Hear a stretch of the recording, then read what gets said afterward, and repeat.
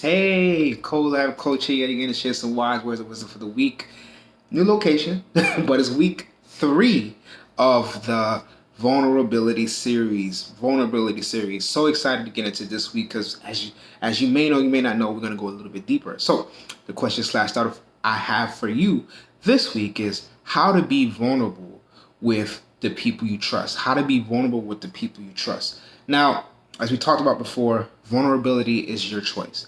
It's completely up to you and it's designed by you because you are essentially sharing parts of yourself that you have not shared before or you share with a limited amount of people. Now, of course, as I said, make sure you trust these people before you share it. But when we talk about that, how do we do that? It's easy. It's easier said than done. You say, "Oh, well, I want to be vulnerable, or I want to try to be vulnerable, or I'm going to put effort into being vulnerable." But how? How do you actually do it? So let's break it down.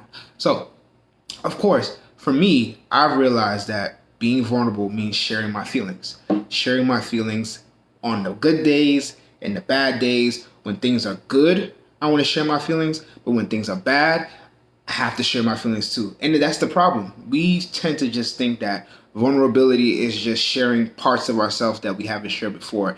That's good. But it's also the bad stuff too. There are things that happen to our lives that could be traumatic and have been traumatic, and maybe you're currently going through that trauma.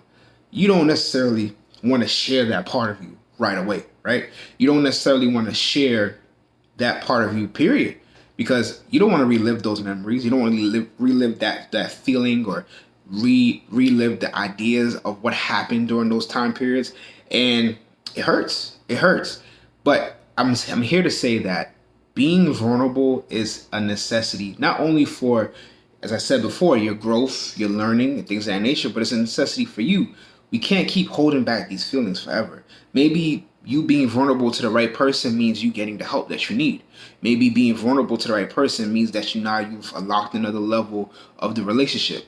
Maybe you being vulnerable with the right people is now being able to share parts of yourself that you thought you could never share. And I know it sounds scary, as I said before.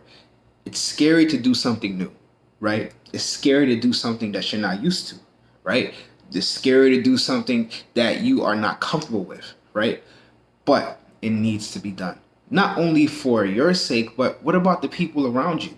What about those friends that are a little bit concerned about you and they start asking certain questions because you start to act differently?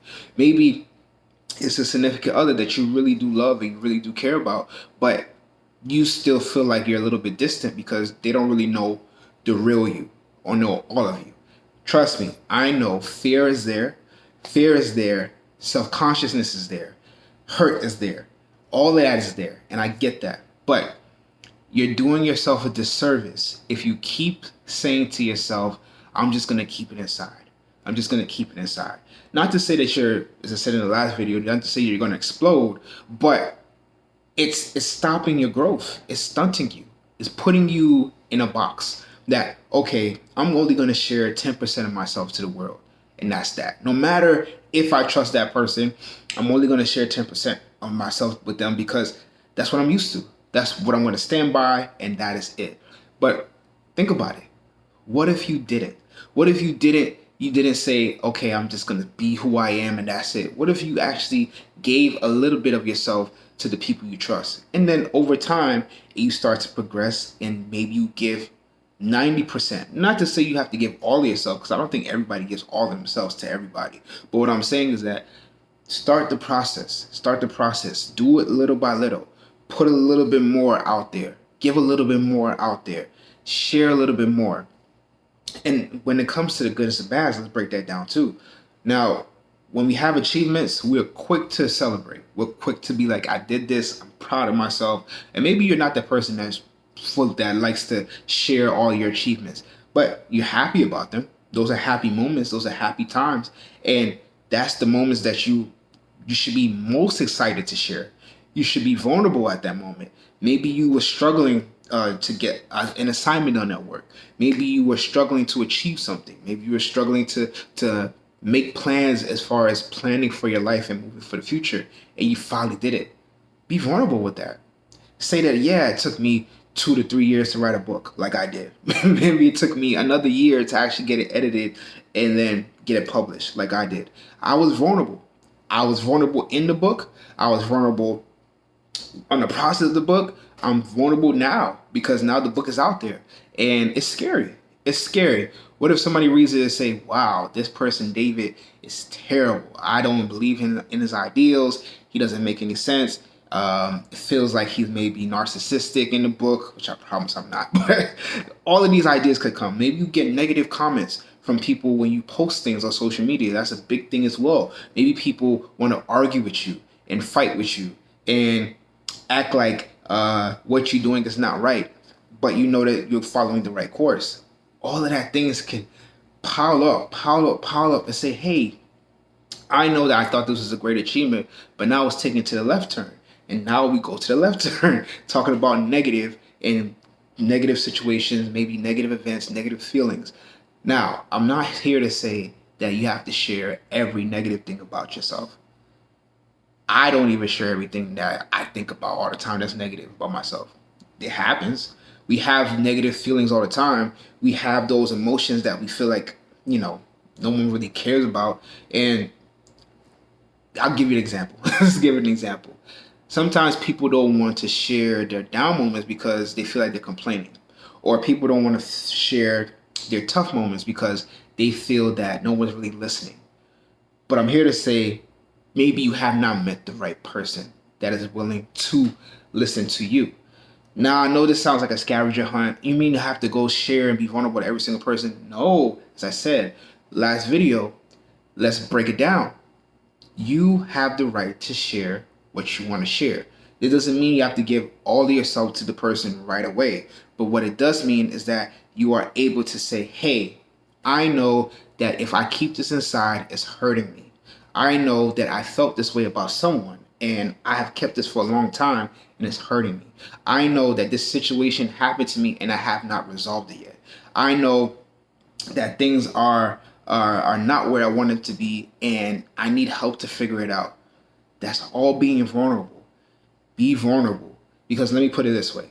If you are taking this time to watch this video, you can take the time to decide who you want to be vulnerable with. And now if you don't have anybody that you can be vulnerable with in your present life, that is why it's important for you to get a counselor, talk to a coach, and just find somebody to talk to. Build that trust. Build it. Build that trust. And when you're ready to share, you'll be sharing. But the beautiful thing about having a coach or having a counselor is that they're there waiting for you. You're not on a timetable. They're not pushing you to say what you need to say. They're there to talk to you and to allow you to be in that safe environment so you can be vulnerable with them. Simple as that. So you're looking at me and you're like, hey, how can I be more vulnerable?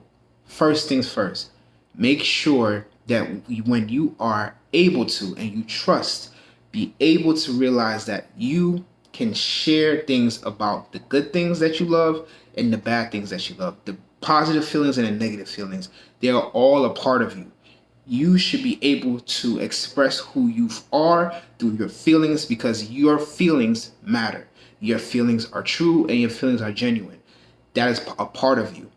Make sure you are maybe giving small doses of yourself until you trust that person. But remember that being vulnerable is not a crutch. Remember that the feelings that you feel right now is not holding you back, but really what it is that it's allowing you to be yourself. Your feelings are a part of you and share them the best way you can. That's how you be vulnerable.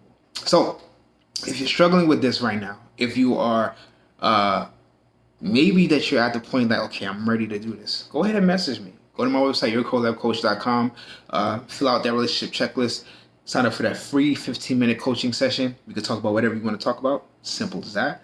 Facebook, Colab Coaching, Instagram, Colab Coaching. All my series and all my videos are on YouTube, COLAB Coaching.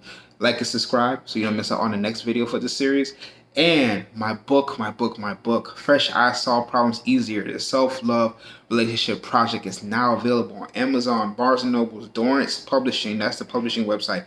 Also on audiobook, on Audible, all the Audible areas, and also Lantern Audio, that's where I've recorded it. You'll hear my voice. This is who you'll hear. So thank you so much for listening and watching. Let me know if you listened to my book or read my book. Give me some feedback. What did you think about it?